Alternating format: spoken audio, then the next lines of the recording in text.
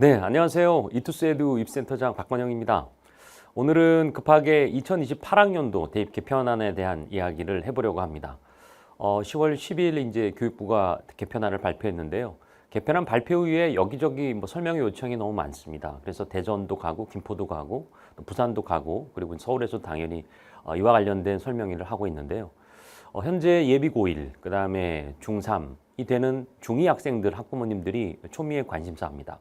아니 2028 개편안은 중2에 해당하고 학점제 1세대에 해당하는데 어떻게 이 중3 학생의 학부모님이 궁금해하는가라고 하면 거기에 이제 수능 개편안이 있는데 또 우리 사회가 또 이제 상위권 대학을 가고 해서 재수한 학생들도 있다 보니까 내 아이가 만약에 재수를 하게 된다면 어떻게 될까 이런 부분에 대한 고민이 있는 것 같습니다. 그래서 오늘 이 시간에는 중학교 학부모님이기 때문에 입시에 초보라고 생각해서 현재 선발 모형에 대한 안내를 드리고 나서요. 그리고 간단하게 그런 얘기를 듣고 나서 개편안이 수능과 내신에 어떻게 바뀌는지에 대해서 오늘 얘기를 해보려고 합니다. 네. 자, 그러면 한 장 한 장 또 넘어가 볼까요? 네. 먼저 바로 이런 상황이 아닐까 싶습니다. 처음에 배우시고 더 알고 싶고 그 다음에 학습에 적용하고 싶고 그 다음에 문제가 생기거나 이랬을 때 그래서 이 네 가지 중에 하나가 제가 이렇게 응급특강 할 때 꼭 이런 부분은 빨리 해야 되겠다라고 진행한다라는 얘기로 이런 취지를 말씀을 드렸습니다. 여기는 이제 분당의 탄천 그리고 아파트 요 사이에 이제 학교들이 참 많이 있죠.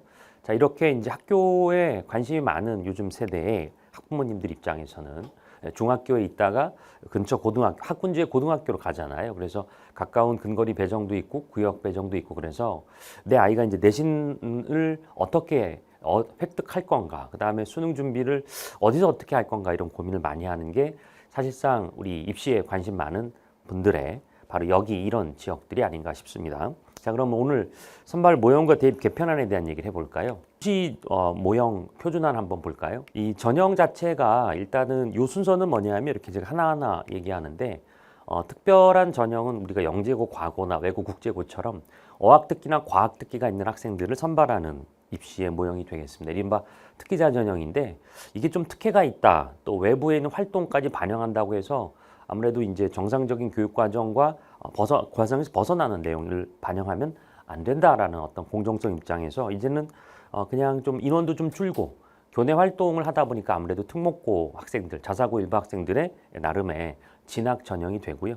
여기는 이제 서류와 면접 이렇게 되고 수능이라는 그런 최저나 이런 자격은 주어지지 않는 경우가 상당히 많습니다. 그러니까 학교에서 배운 내용에서 좀 더 특별한 자격이 있는 친구들에게 이 지원 기회를 먼저 주는 거죠. 그래서 조기에 입학하는 경우도 있고 말입니다. 영재고 같은 경우는.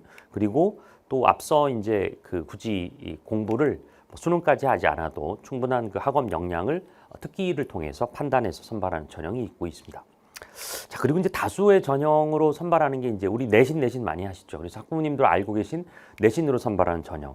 현재는 이제 몇 등급인지 아세요? 현재는 9등급입니다. 옛날에 15등급도 있고 그랬었는데 지금은 9등급이고요.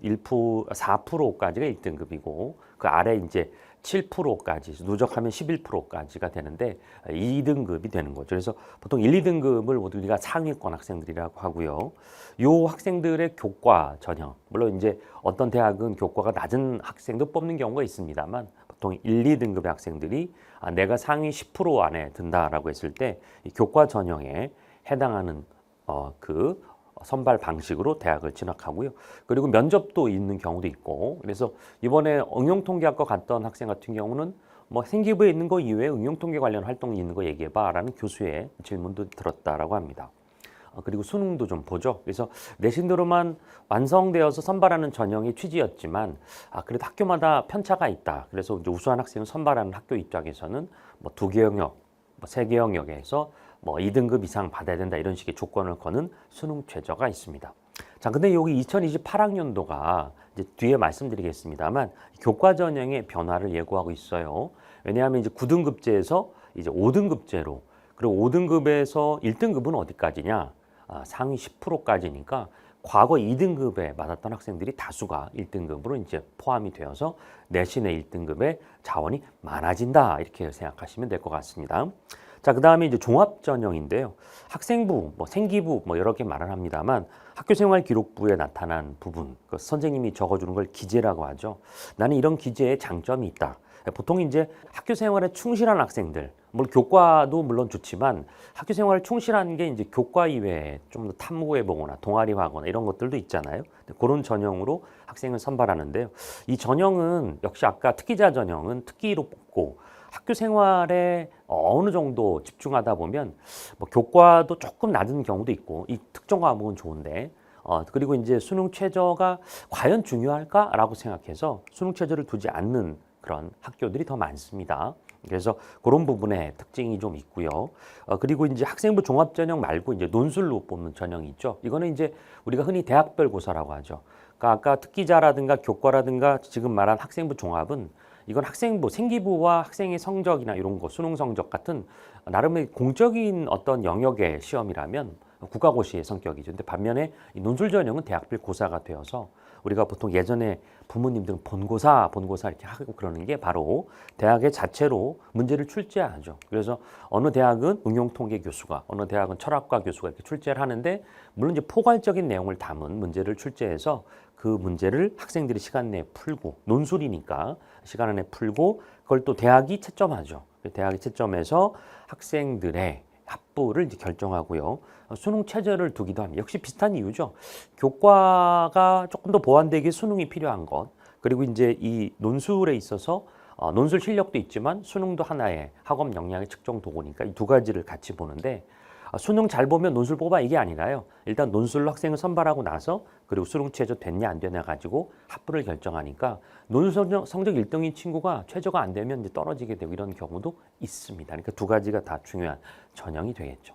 자, 이렇게 해서 이제 제가 수시 전형 요소에 대한 걸 한번 봤는데요. 자, 한번 이걸 좀 우리가 메타인지라고 하죠. 같은 얘기를 좀 다른 관점에서 어떻게 설명할 수 있나라고 하면 이렇게. 요거는 이제 아까는 이제 그런 부분에 대한 순서도 겸해서 말씀드렸다면 요거는 이제 어떤 게 들어가는가라는 부분을 조금 더 깔끔하게 정리해서 보여드리는 부분입니다. 이렇게. 논술은 원서 하나만 쓰면 된다. 이렇게 이제 이해하시면 되겠고요. 교과는 어떻게 보는가? 생기부의 교과와 요즘에는 지역균형 전형이라고 해서 학교별로 일정한 인원을 선발의 추천 인원으로 담습니다. 10명, 4%, 3학년 인원이에요. 이렇게 해서 선발하는 전형, 이렇게 해서 요게 또 면접이 있어서 선발하는 그런 전형이 있고요. 종합 전형은 조금 더 들어가겠죠. 여기서 제가 서류 평가라고 했는데 앞서 그 생기부에는 교과가 있다면 교과 전형은 여기서는 서류, 그러니까 그 생기부의 교과 이외에 나머지 서류까지 평가하고 나서 그리고 이제 면접을 통해서 학생을 선발하는 전형. 특기자는 지금 여기는 아래로 와 있는데요. 오히려 특기자는 이 모든 게 다 들어가고요. 거기다가 이제 내가 특기를 증명할 만한 서류, 뭐 보통 이제 사진 찍어서 아니면 활동의 포트폴리오 이런 것들을 간략하게 정리해서 보내서 내가 이러이러한 특기가 있다 이렇게 하기도 합니다. 그래서 여러분께서 뭐 연세대라든가 카이스트라 이런 학교들 같은 경우는 특기자 선발 전형이 있는데요. 이런 학교에 해당하는 학생들은 뭐 일반고 특목고 상관없습니다만 나는 이런 부분에 대한 증빙할 게 있다라고 하면 이런 전형을 통해 대학을 진학한다라고 보실 수가 있습니다. 자, 이제 이해하셨어요? 네. 다음 제가 잠깐 보여드릴 건 면접입니다. 여러분도 이제 2028학년도, 그러니까 지금 현재 2009, 2015, 2022 개정교육과정, 2022 개정교육과정에 해당되는 학생들이 중2입니다. 근데 이제 이 개정교육과정은 한 6에서 7년마다 한 번씩 바뀌는데 그 방향성이 뭐냐면 학생들의 선택권을 많이 주는 겁니다. 학생들의 선택은 본인이 잘하는 거, 좋아하는 거겠죠. 그러니까 당연히 대학은 전공이 있으니까 옛날에 서울대만 가지고 목표에서 갔다면 과는 나중이었다면 지금은 오히려 그렇지 않고요. 서울대 안에서도 나는 바이오 시스템이 좋다. 아니면 나는 조경이 좋다. 아니면 나는 언론 정보에 나는 굉장한 관심이 있다. 이런 것들이 있어요. 그러니까 그런 부분으로 이제 선택을 중요하시는 개정교육 과정 안에서 입시도 그런 학생들의 전공 선택에 초점 맞춰서 학생을 선발하다 보니까 생기부에 나타나 있는 이상의 모습을 좀 더 구체적으로 보려고 하죠. 그래서 그게 면접입니다. 면접도 대학에서 교수님이 직접 보는 시험이니까 본고사인가요? 혹은 뭐 대학별 고사인가요? 네, 이것도 대학별 고사입니다. 그래서 우리가 흔히 대학별 고사하면 논술, 그 다음에 면접 이렇게 보시면 되고요. 제시문을 주고 면접 보는 경우도 있고요. 서울대 일반 전형이나 고려대 활동 우수 전형, 학업 우수 전형이나 연세대 활동 우수 전형 이런 부분이 있고요. 오히려 이제 그렇지 않고 이렇게 생활기록부라든가 자기소개서 지금은 이제 폐지됐지만 그리고 이제 책 읽은 거 이런 것들을 가지고 묻는 질문이 있는데요. 어떤 계획이었어? 왜 읽었어? 그리고 그걸 읽게 된 계기는 뭐야? 이런 식으로 해서 이 권력의 병리학이란 책이라고 하면 아무래도 이 부분에 대한 것들은 의사 쪽, 의학 계열 아니면 또 이제 아무래도 행정이나 법과 관계된 친구들이 관심 있게 읽었다고 볼 수 있는데요. 요걸 왜 읽었는지 전공의 관점에 설명하는 게 있습니다. 자, 이렇게 해서 제가 이제 입시에 대한 전체적인 흐름을 보여드렸는데 뭐 시기적으로는 이렇게 여러분이 이제 3학년이 되면은 논술, 교과, 종합 전형을 준비해서 보통 이제 9월 달에 원서 접수하니까 이렇게 제가 이제 9월 달 원서 접수 이렇게 9월 달 나오죠. 전형 준비 기간이 이제 3학년 1학기. 그러니까 여러분에게 3학년은 굉장히 바쁜 시기입니다. 서류 준비하랴 뭐 등등 대학교 결정하랴. 대학을 결정했어요. 6개 정도 논술 보러 갈까?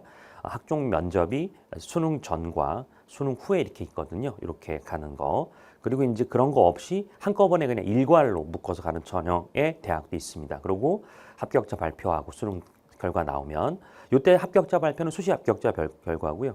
다시 추가 합격이 있고 그다음에 정시 모집이 시작되고 여기서 정시 모집이 입시의 끝이 됩니다. 자, 이렇게 10여 분 동안 이런 부분에 대해서 이제 알아봤고 이제 한 번 더 이제 다음에는 우리 실제로 어떻게 이제 대입 개편이 되는가 이런 얘기를 진행해 보고자 합니다.